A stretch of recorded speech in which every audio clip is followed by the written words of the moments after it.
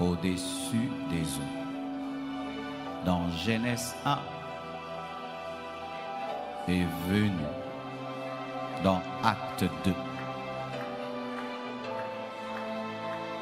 Dans la chambre haute,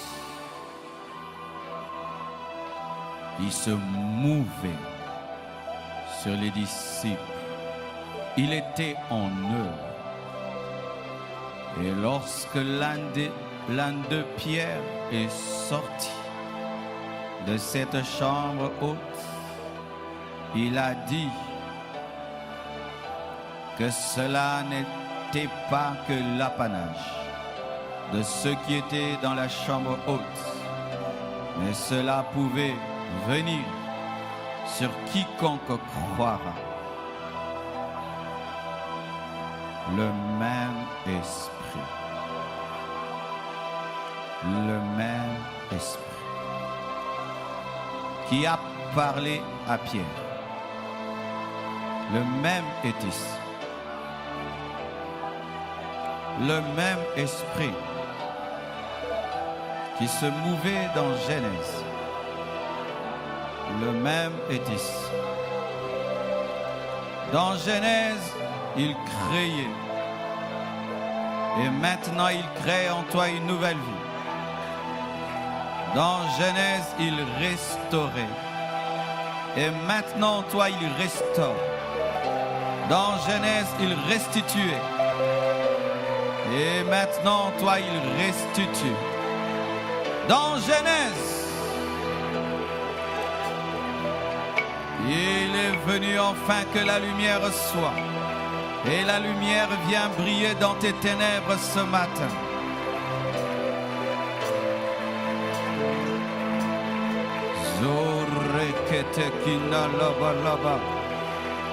Oh, la main de Dieu est en ce lieu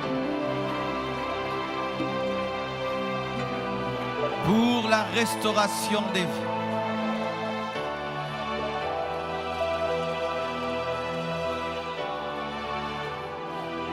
Ta vie ne ressemble pas au plan idéal. Dieu travaille pour t'amener à l'image du plan authentique. Afin que tu sois ce qu'il a pensé que tu sois dès le commencement. Afin d'enlever en toi l'image que le diable t'a imprimée. Car l'Esprit de Dieu dans Genèse se mouvait pour cela.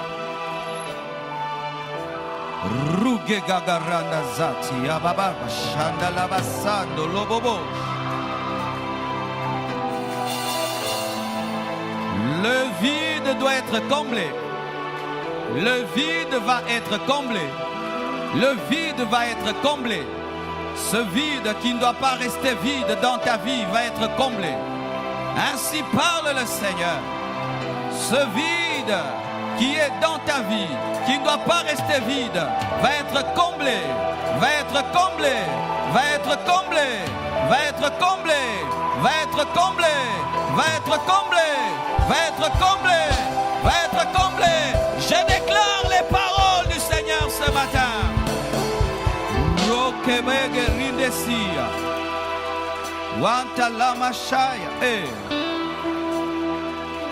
Un nouveau pas, en plus d'un ancien pas, amène à un autre niveau.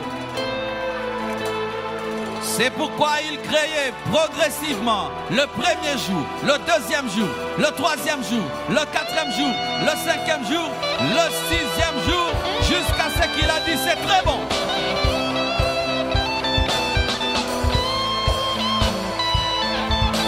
Jusqu'à ce qu'il a dit c'est très bon.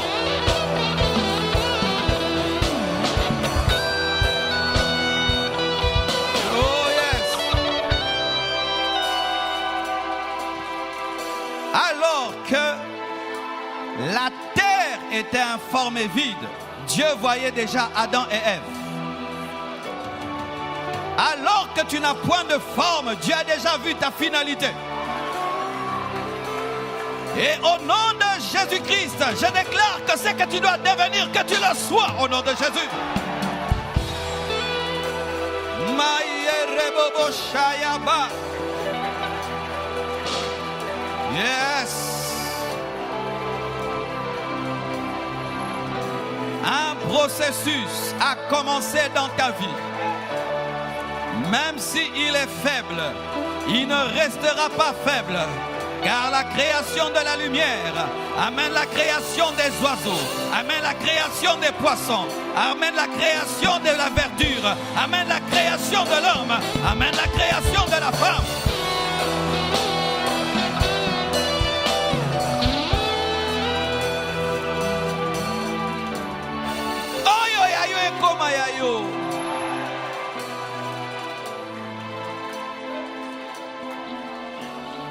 Au nom de Jésus, j'appelle à l'existence ce qui doit exister dans ta vie. Au nom de Jésus-Christ de Nazareth.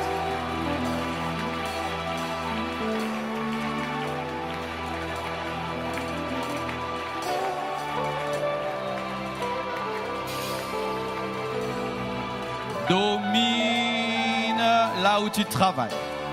Domine là où tu étudies. Domine là où tu fais les affaires. Domine là où tu vis. Domine au milieu de tes ennemis. Domine.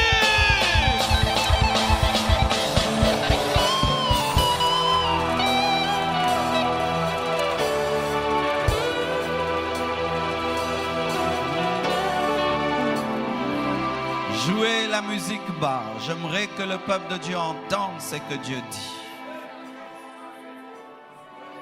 L'épaisseur des ténèbres ne peut rien contre l'onction. Car les ténèbres étaient là, mais cela n'a pas empêché à l'Esprit de Dieu de se mouvoir. Les ténèbres dans ta vie assisteront à la création de la lumière. Car la lumière a été créée face aux ténèbres. Tu n'as pas besoin qu'il n'y ait point de ténèbres. Que les ténèbres soient là ou pas, l'onction qui est sur ta vie engendrera la lumière de Dieu dans ta vie.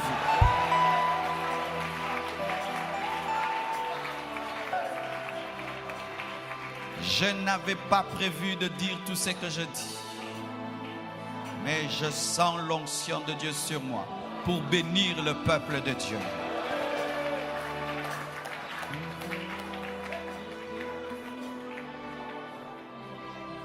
Que la parole, la promesse de Dieu dans ta vie prenne chair, prenne forme, prenne chair, prenne forme, prenne chair, prenne forme, prenne chair, prenne forme, au nom de Jésus.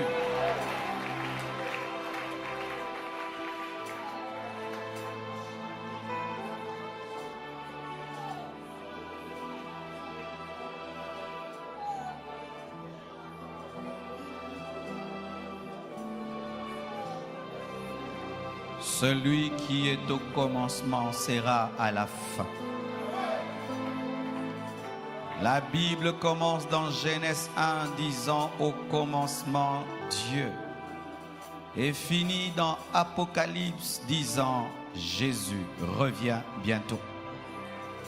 Que ce qui commence avec Dieu dans ta vie finisse avec lui, finisse avec lui, finisse avec lui, finisse avec lui, finisse avec lui, finisse avec lui, au nom de Jésus-Christ. Lève les mains. Que la bénédiction de Dieu tombe sur 12 personnes de manière évidente en ce lieu. 1, 2, 3, 4, 5, 6, 7, 8, 9, 10, 11, 12. Receive, receive, receive, receive, receive.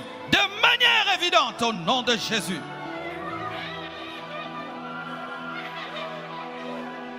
C'est ton jour.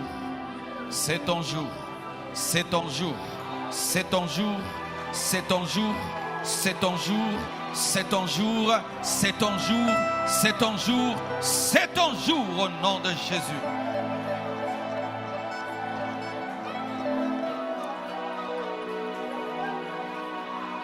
que les stériles enfantent, que les malades soient guéris, que les captifs soient libérés, que l'aveugle voie, que le sourd entende, que le muet parle, que le maudit soit béni, que le pauvre devienne riche, que le chômeur travaille, que le célibataire se marie, que celui qui est bloqué soit délié, que celui qui est dans une prison sorte de la prison, que celui qui est rempli de tristesse reçoive la joie, que celui qui n'a pas la paix soit comblé de grâce au nom de Jésus.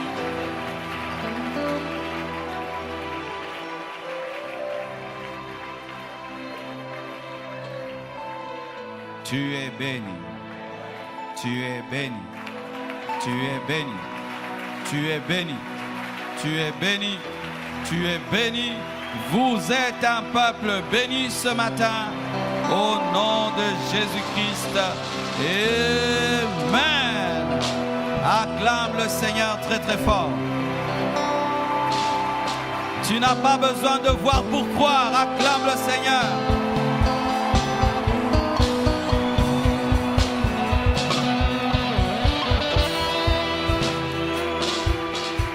Gloire au Seigneur.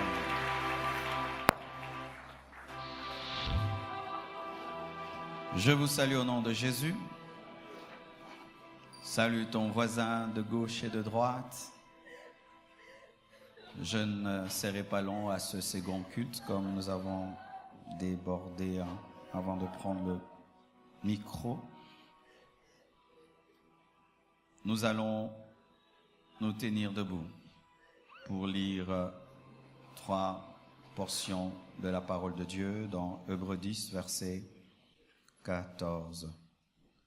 Le terme de mon message à ce culte de sanctification, c'est la place de la sanctification dans la destinée. Tu peux le dire à ton voisin de droite, à ton voisin de gauche, à ton voisin de devant, à ton voisin de derrière, à ton voisin qui boude. Amen.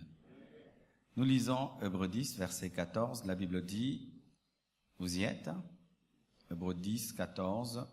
La Bible dit, car par une seule offrande, il a amené à la perfection pour toujours ceux qui sont sanctifiés. Un verset qui suit, Hébreux 12, 14. Hébreux 12, 14. Recherchez la paix avec tous et la sanctification, sans laquelle personne ne verra le Seigneur. Nous terminons avec ce passage, Jérémie 17, verset 4. Jérémie 17, verset 4. Tu perdras par ta faute l'héritage que je t'avais donné. Je t'asservirai à ton ennemi dans un pays que tu ne connais pas, car vous avez allumé le feu de ma colère et il brûlera pour toujours. Asseyez-vous, s'il vous plaît.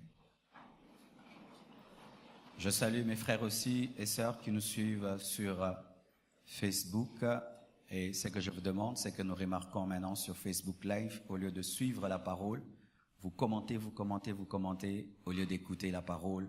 Concentrez-vous. C'est aussi un culte que vous faites à la maison. Et pendant que vous faites un culte avec nous, sois assis. Écoute la parole comme si tu étais à l'église. Amen. La place de la sanctification dans la destinée. Tout d'abord, je vais définir la sanctification. Qu'est-ce que la sanctification? La sanctification, c'est une action par laquelle on met à part quelqu'un ou quelque chose pour Dieu. C'est une action par laquelle on met quelqu'un ou quelque chose à part pour Dieu. Je donne l'exemple de cette chair. Cette chair, c'est du bois, mais c'est du bois sanctifié. Ça pouvait être une table, ça pouvait servir à cuisiner. Ça pouvait servir de pupitre pour un élève à l'école, mais un menuisier a décidé d'en faire un bois sur lequel on va prêcher. Et quand on le pose à l'église, il ne sert que pour prêcher. Jamais on va amener cette chaire dans une école pour qu'un élève étudie. Jamais on va amener cette chaire dans une cuisine pour qu'une femme prépare, parce que il est mis à part pour Dieu. Amen. Ce micro, par exemple, c'est un micro comme tous les autres micros. On peut l'utiliser dans une boîte de nuit, on peut l'utiliser dans un concert mondain, mais lorsqu'on l'a acheté pour prêcher, jamais je ne peux donner ce micro à quelqu'un pour qu'il aille fêter avec dans une fête mondaine, l'utiliser pour un usage profane, parce que il est mis à part. Amen. Et le fait qu'il est mis à part, ça fait de ce micro un micro différent, ça fait de ce bois-ci un bois différent. En Israël, on mettait à part des ustensiles, des vases, des coupes, des calices, l'arche. Et une fois qu'une coupe était consacrée au service de l'Éternel, la coupe devenait sacrée, de sorte que si quelqu'un touchait sans qu'il soit lévite, Dieu frappait, parce que même si c'est naturel, cela devenait surnaturel à cause de la sanctification. Amen. Tout cela est arrivé dans l'Ancien Testament comme ombre afin de préparer une plus grande sanctification qui est la sanctification de l'Église, car Église vient du terme ecclésia, et ecclésia veut dire sortie de. Amen. Un groupe de personnes comme le Sénat mis de côté afin d'influencer la cité. Et l'Église, c'est l'ensemble des sanctifiés. Amen. Il n'y a pas l'Église sans qu'un groupe d'hommes et de personnes soit tiré d'un autre et soit mis à part pour Jésus-Christ. Amen. Et déjà, vous comprenez qu'il n'y a point de christianisme sans sanctification, il n'y a point d'église sans sanctification, il n'y a point de service pour Dieu sans sanctification, car Dieu te met d'abord à part avant de t'utiliser, à part avant de te oindre, et même l'onction mise à part, car dans la Bible il est écrit, il a été consacré par l'onction, sanctifié par l'onction, mis à part par l'onction. C'est pourquoi tu remarques dans ta vie, plus l'onction grandit en toi, tu sens le désir de te mettre à part, parce que c'est la nature de l'onction que de te sanctifier. Alléluia. Une onction qui mène au péché n'est pas la vraie onction. L'onction véritable met à part. Amen. Ça t'amène à mener une vie différente de celle des autres. Mise à part par Dieu, pour Dieu, rendre pur aussi est une définition de la sanctification. C'est le fait de rendre saint. Amen. Rendre saint, c'est le fait de purifier. Amen. Alors, il y a deux sortes de sainteté dans la parole de Dieu.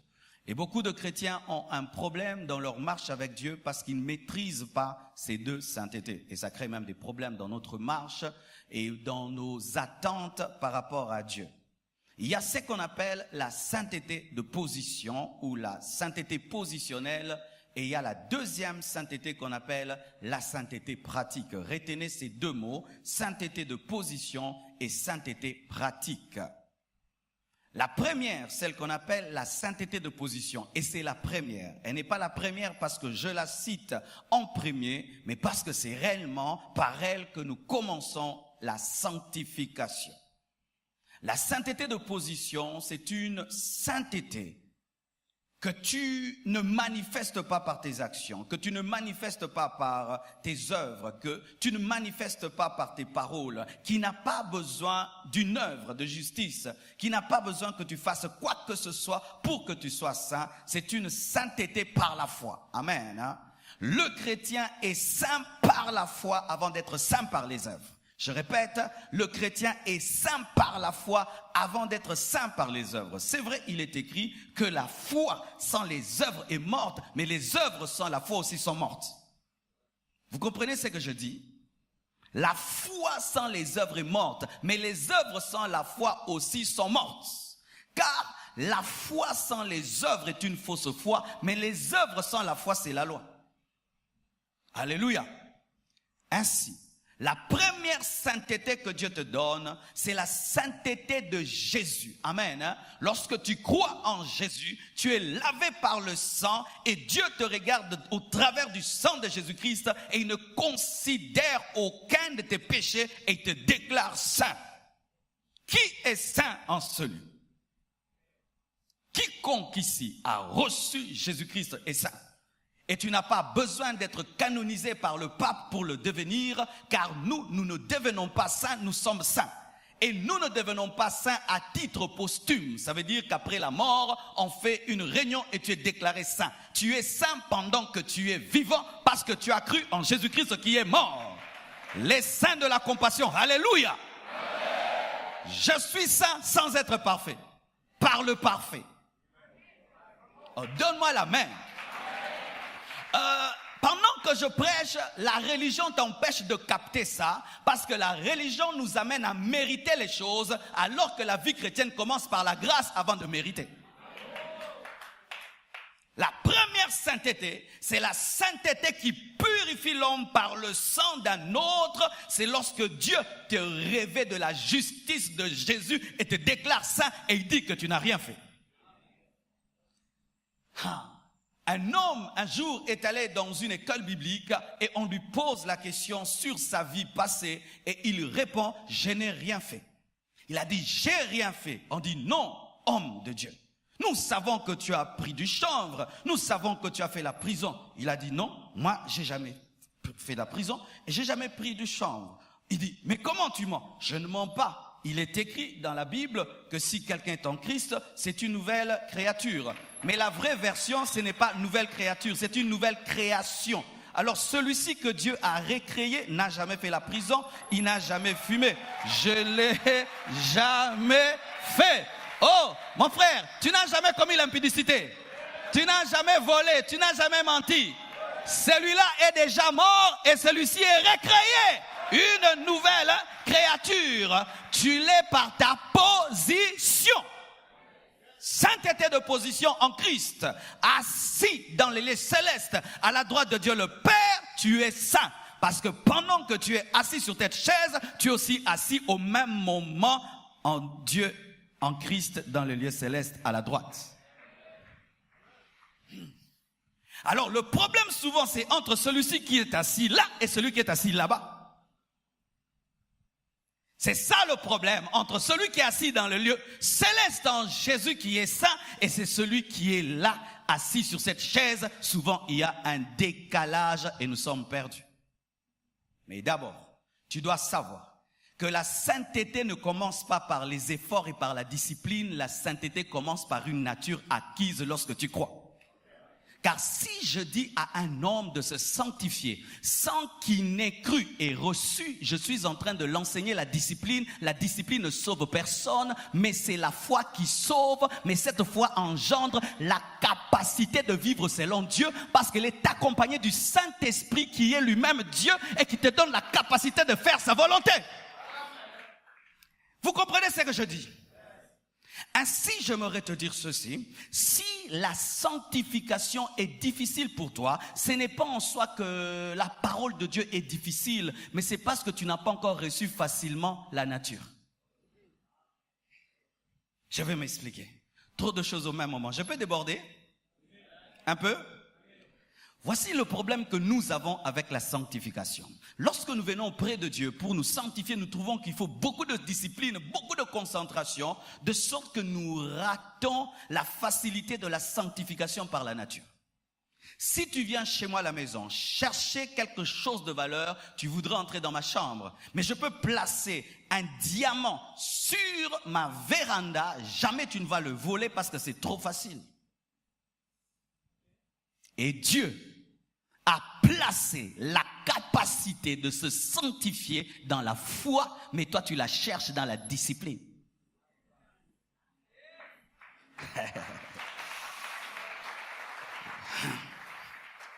Voici. Je ne sais pas nager, mais je vais apprendre bientôt. C'est pas bien. Au temps du déluge, ceux qui ne savaient pas nager étaient morts les premiers jours. Les autres avaient même 3 jours.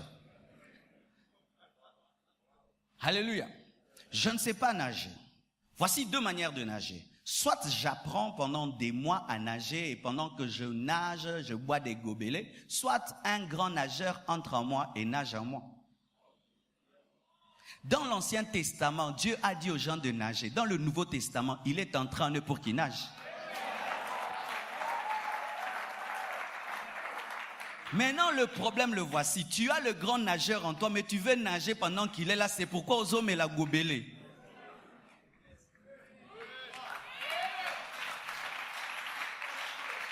Je sais que c'est dur à comprendre parce que c'est trop facile.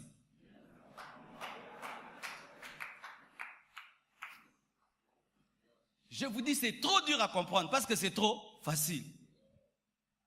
Bien-aimé, le jour que tu vois un poisson transpirer, sors-le de l'eau. Ce n'est pas un poisson parce que le poisson ne peut transpirer dans l'eau. Il n'a pas besoin de mouchoir pour enlever la transpiration parce qu'il fait facilement ce qui est difficile pour un humain. Ainsi, une vie de sainteté est facile pour un chrétien parce qu'il a la nature de vivre dans la sainteté, car Christ est sa sainteté. Celui qu'il a reçu comme Seigneur et Sauveur s'appelle la sainteté. Paraît-il qu'un homme qui ne fait que manger l'ail et l'ail finit par sentir l'ail. Lorsqu'il transpire, c'est l'ail. Lorsqu'il parle, c'est l'ail. Lui, il mange que l'ail. Maintenant, moi, j'ai mangé la sainteté. Quand je transpire, c'est la sainteté. Je parle, c'est la sainteté. C'est alors qu'il ne faut pas d'abord chercher à pratiquer des œuvres. Il faut d'abord avoir la nature. Et pour avoir la nature, il faut avoir le Sauveur. Et si tu as le Sauveur, il te donne la capacité de faire ce qu'il veut.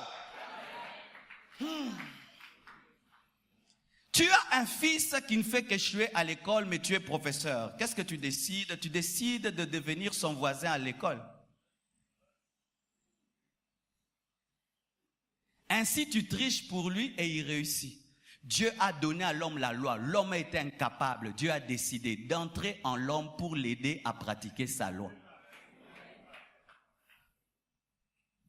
Quand on dit, ce n'est plus moi qui vis, c'est Christ qui vit en moi. C'est-à-dire le Jésus qui a vaincu toutes les tentations vit en toi.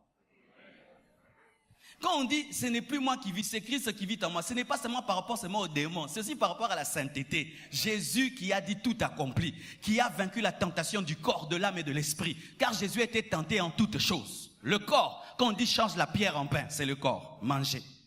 L'âme, si tu es le fils de Dieu, jette-toi l'orgueil. L'âme, il a vaincu. L'esprit, adore-moi, parce que c'est dans l'esprit qu'il y a l'adoration, il a refusé. Maintenant, lui qui a vaincu dans le corps, dans l'âme et dans l'esprit est en toi. Toi aussi, tu peux vaincre. Mais ton problème, aux autres, il est à ça à la tête. Je te dis, quand tu comprends cela, tu vas arriver à la fin de la soirée, tu cherches les péchés à confesser, tu ne trouves pas.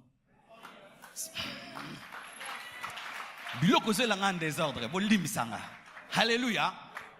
Voyez quelqu'un dans même Job. Job n'a pas existé au temps de l'Ancien Testament. Là, on voit qu'il a existé même avant l'Ancien Testament. Mais Job, qui n'avait pas la dimension du Saint-Esprit, avant de confesser, il ne trouvait pas et il confessait les péchés de ses enfants. C'est-à-dire, tu arrives le soir. Seigneur, qu'est-ce que j'ai fait? J'ai rien fait. Seigneur, pardonne à Oracle, pardonne à Choukrani. Moi, là, je ne trouve pas. Niveau. Il y a des gens qui ne croient pas ce que je dis. Je donne un verset. Voici. La Bible dit ceci. Dans Hébreux 10, verset 14. Car par une seule offrande, il a amené à la perfection pour toujours ceux qui sont sanctifiés. L'offrande de Jésus te sanctifie pour toujours. Qui est saint? Qui est saint? Qui est saint? Tu es saint. Tu es saint avant même de pratiquer une seule œuvre de justice. C'est pourquoi quelqu'un qui meurt, maintenant il croit en Jésus, va au ciel. Pourquoi? Il est saint. Le brigand qui était à côté de Jésus, comment il serait au paradis? Est-ce qu'il a eu le temps d'évangéliser? Il était saint. Mais il a fait quoi? Rien.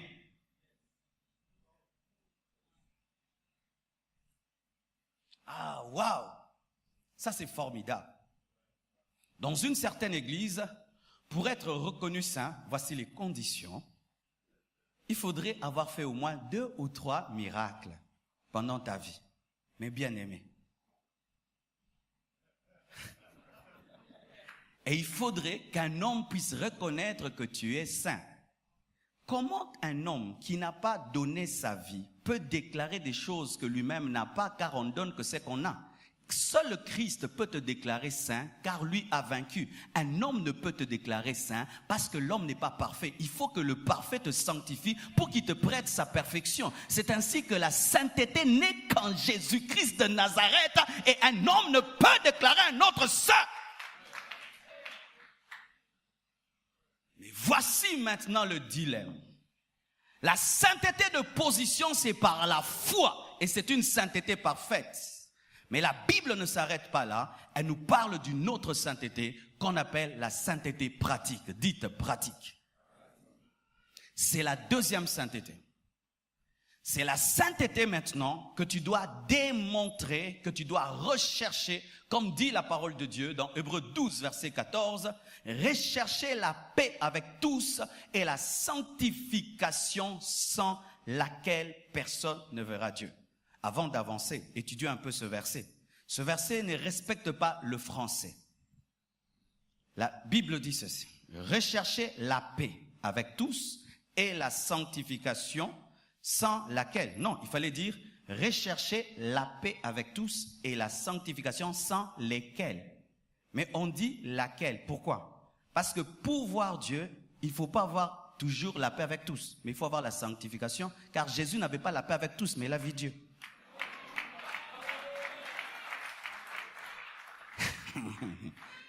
Oui. Jésus est mort, il avait des ennemis.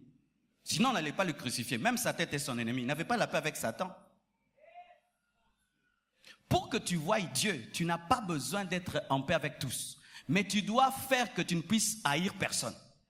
Parce que si tu as la haine pour quelqu'un, ça touche maintenant ta sanctification. Mais avoir quelqu'un qui ne t'aime pas ne touche pas ta sanctification. Car des fois, tu peux te réconcilier avec quelqu'un, il refuse. Toi, tu es libre, tu vois Dieu.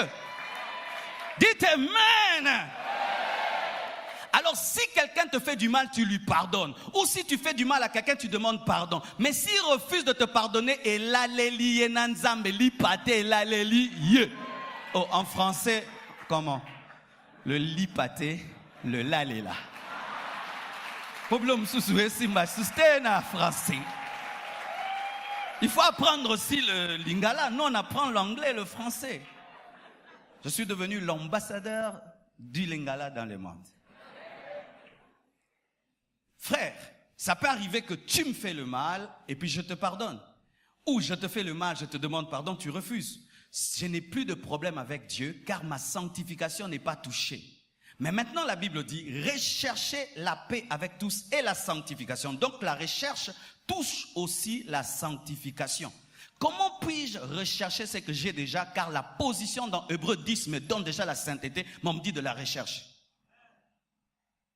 Parce qu'au ciel, je l'ai, mais sur la terre, je dois rechercher.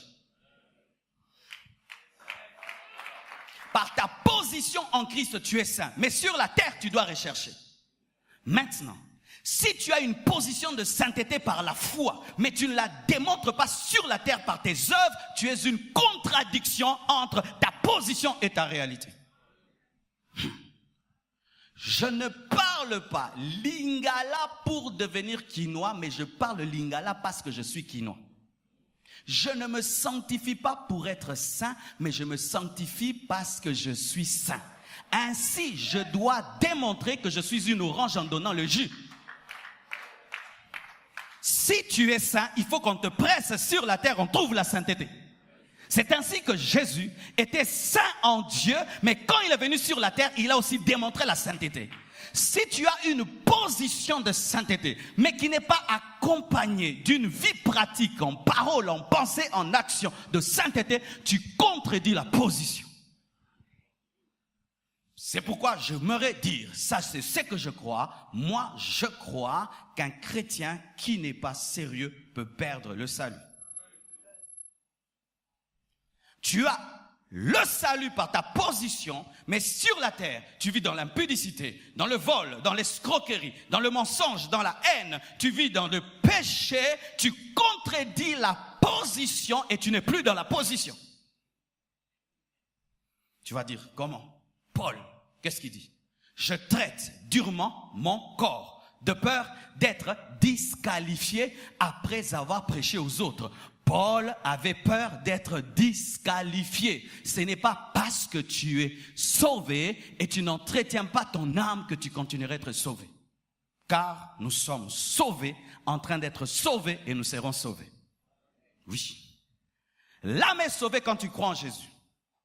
Mais plus tu écoutes la parole, l'âme est purifiée. Quand je prêche comme ça lave ton âme, en train d'être purifiée, sauvée, et sera sauvée pour entrer dans l'éternité. Maintenant, quand tu reçois Jésus et tu t'assieds, tu ne laisses pas la parole te transformer. La croix de Jésus-Christ te transformer. Qu'est-ce qui se passe? Tu deviens une contradiction par rapport à ta foi et tu deviens une honte pour celui qui est en toi. Recherchez la sanctification pratique après que vous ayez eu la sainteté de position. Quelle est la corrélation entre la sanctification et la destinée? Nous avons lu Jérémie. Tu perdras par ta faute l'héritage que je t'avais donné. Je t'asservirai à ton ennemi dans un pays que tu ne connais pas, car vous avez allumé le feu de ma colère et il brûlera toujours. Bien-aimés frères, Dieu peut te destiner à des grandes choses, mais ton péché peut perturber le plan. Le péché perturbe le plan. Il est écrit, tu perdras par ta propre faute. On ne dit pas, tu perdras par la faute du diable. Tu perdras par la faute des démons, tu perdras par la faute des sorciers, mais tu perdras par ta propre faute ton héritage. Dieu peut te destiner à des grandes choses, mais ton péché ralentit, bloque et embrouille le plan. De sorte que Dieu qui pouvait faire une chose en 10 ans, le fait en 50 ans. Il pouvait faire une chose en 3 jours, il le fait en 3 ans. Il pouvait faire une chose aujourd'hui, il va la faire après 20 ans parce que ton péché perturbe, embrouille ce que Dieu devait faire. Le plus grand sorcier dans la vie d'un homme, ce n'est pas le sorcier, c'est lui-même, ta désobéissance. Es-tu en train de vivre le vrai plan de Dieu? Et sinon, pourquoi? Souvent, la désobéissance. Le plan de Dieu pour Adam, l'éternité. Le péché, il commence à mourir. Dieu appelle Judas à devenir le père des rois. Car Jacob, le prophète, prophétise sur Judas et déclare clairement que Judas va engendrer les rois. Mais le premier roi d'Israël n'est pas sorti de Judas, il est sorti de Benjamin. Est-ce que le prophète Jacob a menti? Il n'a pas menti. Judas était sorti avec une prostituée et ça a retardé le plan. Le péché retarde le plan. Et Dieu va chercher qui? Il va chercher un benjamite, un fils de Benjamin qui est le cadet, afin d'engendrer le premier roi. C'est alors après lui qu'est venu David, qui était sorti de Juda. Le retard dans la vie peut provenir de la désobéissance. Une désobéissance, année après année, tu es dans la même désobéissance. Bien-aimé, tu causes le retard du plan. Ruben, le fils aîné de Jacob, qui devait avoir la royauté et la sacrificature, ne l'a pas reçu. Pourquoi? Il a couché avec les femmes de son père et la malédiction est venue sur lui. Au lieu d'engendrer les rois et d'engendrer les sacrificateurs, cela était donné à Judas et cela était donné à Lévi. Le péché.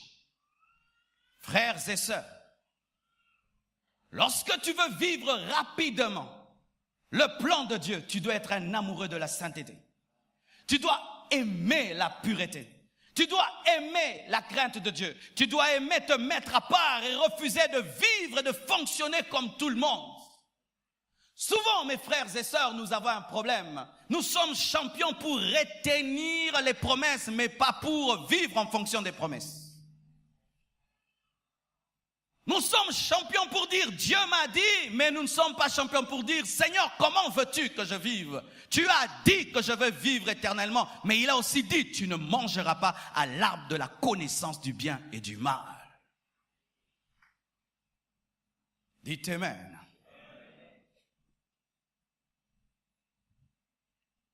J'aimerais parler à une catégorie de personnes qui souvent dans l'église se retrouvent comme les ramassis. Dites ramassis.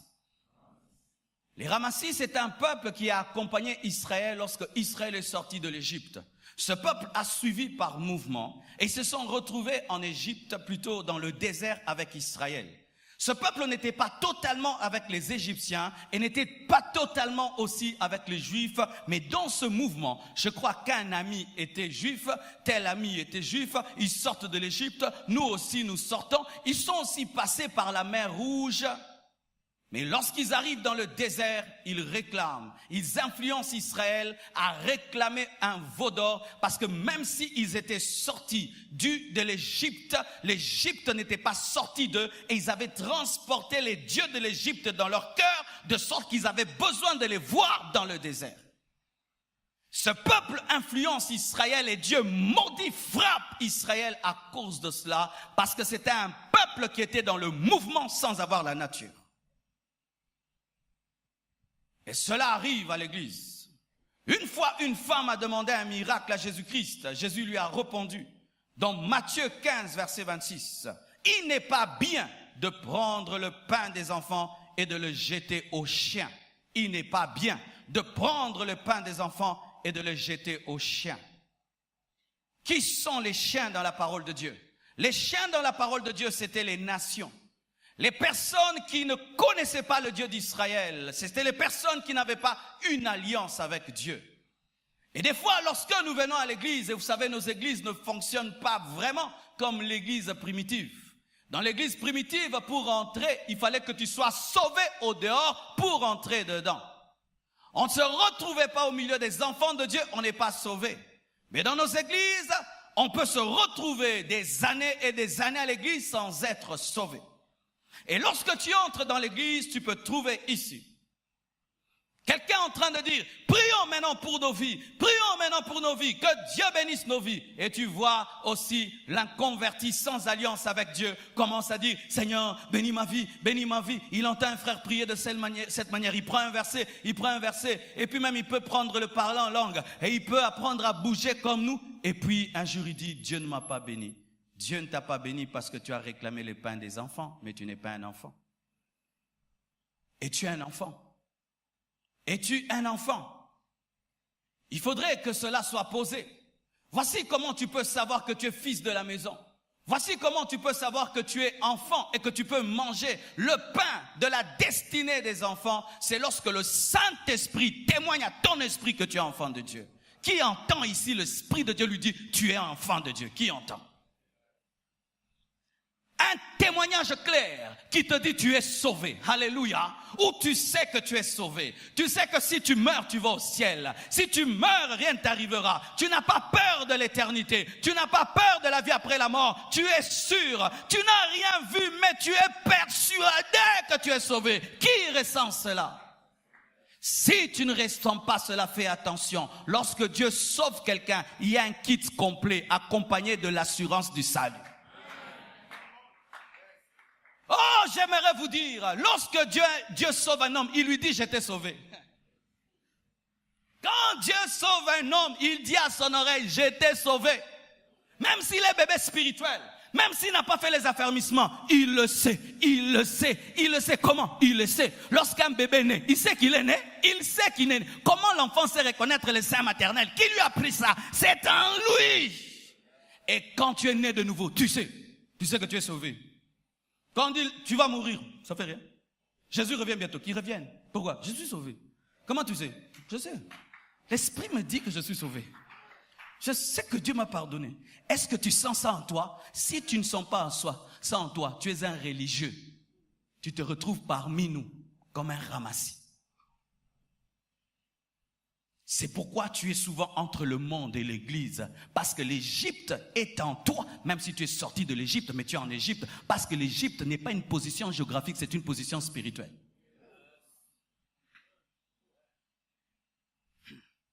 Une deuxième chose qui peut t'aider à savoir si réellement tu as une alliance avec Dieu, si tu es né de nouveau, tu vas sentir dans ta vie clairement, il y a eu un passé et un présent.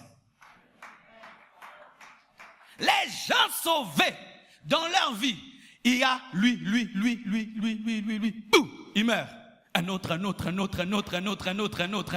Si cela n'était jamais arrivé, tu n'es pas sauvé.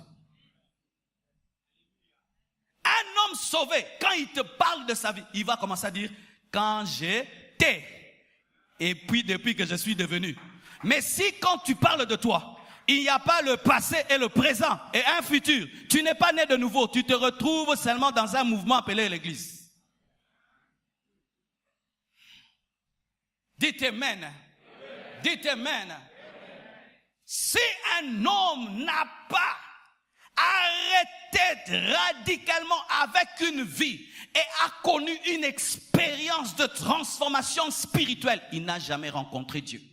Quand tu rencontres Dieu, il reste des traces sur le chemin de Damas. Paul pouvait te ramener sur le chemin de Damas. Et puis tu vois ici, c'est ici que je l'ai rencontré. Comment il t'a fait? Il m'a fait tomber de mon cheval. Et puis il y avait quoi? Je ne voyais plus rien. Et puis il m'a dit quoi? Sol. Il était impossible de réjamber contre les Jésuiens. Si tu devais parler de toi, qu'est-ce que tu vas nous dire? On m'avait invité à l'église. Et puis quoi? J'ai donné l'offrande. Et puis quoi? J'ai prié. Et puis quoi? Et puis rien. Tu iras en enfer. Est-ce que je peux parler à mes bien-aimés Congolais? Prier n'est pas le signe de la conversion. Parce que même les païens prient. Venir à l'église n'est pas le signe de la conversion. Parce que tout le monde peut venir. Le signe de la conversion, c'est une nouvelle nature. Une nouvelle nature. Jésus vit en toi. Et tu le sais, tu le vis. De sorte même que des fois, tu veux essayer de toucher ta ancienne vie, mais tu n'as plus des options. Alléluia. C'est-à-dire, tu te décides, tu dis, non, mais Kabilo Rakalo, mais Kaboisa sousteli moi. Bien aimé, si tu avais l'ancien téléphone, là, maintenant sur ton smartphone, tu vas essayer les et ça, les options sont perdues. Qui a des options perdues? Ou même tu dis, aujourd'hui, mais tu n'arrives pas. Bien aimé, tu m'amènes seulement dans une boîte de nuit, je vais piquer une crise cardiaque. Le fait même d'y penser seulement que je suis en train d'y aller, je vais m'arrêter en cours de route, je dois rentrer, il n'y a plus l'option. Il n'y a plus l'option. L'option n'est plus. Ce n'est plus moi qui vis, c'est Christ qui vit en moi. Bien aimés frères et sœurs, la vie de mélange que tu as, fais très attention. Peut-être tu es religieux, mais tu n'es jamais sauvé. Je vais ajouter quelque chose. J'entends quelqu'un qui dit, pasteur, mais il y a des rétrogrades. Oui. Voici le signe d'un rétrograde. Il n'a jamais la paix. Il n'a jamais la paix dans le péché. Parce que sa nature crie dans le péché, ce n'est pas mon lieu. Il est comme le fils prodigue qui se retrouve parmi les cochons, mais qui dit, ce n'est pas ma place, je rentrerai à la maison. Frères, sœurs, si cela n'est pas ta réalité, n'attends pas des destinées. La destinée, la seule qui est devant toi, c'est la repentance. C'est donner ta vie à Jésus-Christ. C'est la seule destinée. Donner ta vie à Jésus. Car si tu attends des choses et des choses, c'est le pain des enfants. Et le pain des enfants ne peut être donné aux petits chiens. Ainsi, frère, tu peux décider soit d'accélérer les choses ou de les retarder par une sanctification de position et une sanctification pratique. Que Jésus-Christ vous bénisse abondamment. Alléluia.